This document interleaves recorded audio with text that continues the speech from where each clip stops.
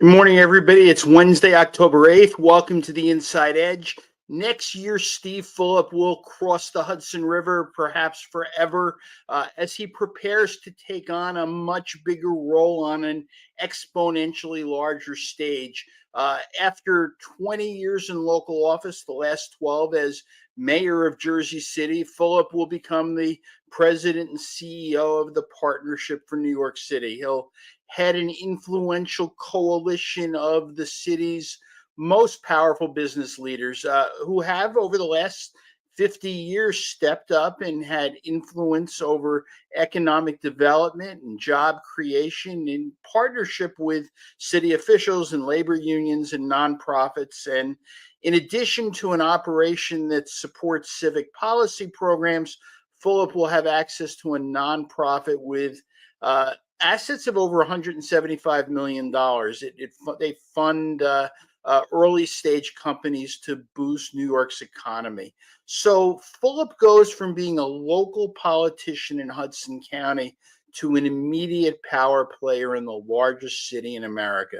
He'll trade schlepping to Burlington County to beg for primary votes for power meetings with some of the most important insiders in Manhattan. He'll give up potholes and payroll headaches for power lunches and private equity breakfasts, and he'll live in an entirely different universe. To put Steve Fulop's new life in some perspective, the companies represented on his board of directors have a value that conservatively exceeds $4 trillion. New York's largest investment banks, insurance companies, developers, venture capitalists, law firms, utilities, publishers. I mean, the list just goes on. And these are companies he won't have to chase for dues. And for a Hudson County politician, it's a generational leap from knocking on doors in Journal Square to strategy sessions with Wall Street and tech founders and real estate magnates. He goes from campaign donors to corporate directors, from ward politics to Casa Cipriani. His new Rolodex reads like the stock index. J.P. Morgan, Blackstone, IBM, BlackRock, Warburg Pincus, Con Ed, Citibank, Lazard. I'm not sure if Fulop will ever run for office again. You never know where life's going to take you, but he sure won't have any trouble raising money if he does.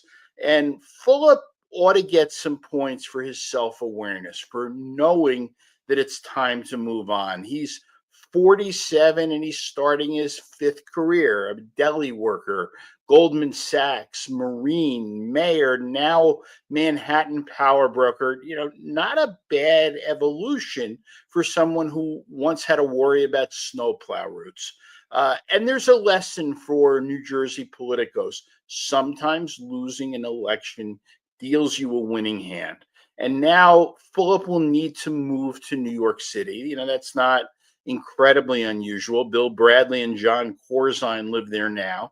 But I can't help to point out that one of his predecessors followed the same geographic path. After serving as mayor of Jersey City, Frank Hague crossed the Hudson and lived in an apartment on Park Avenue. But I think so things will go better for Fulop. That's all I have for today. Thanks, everybody, for listening, and I will be back tomorrow.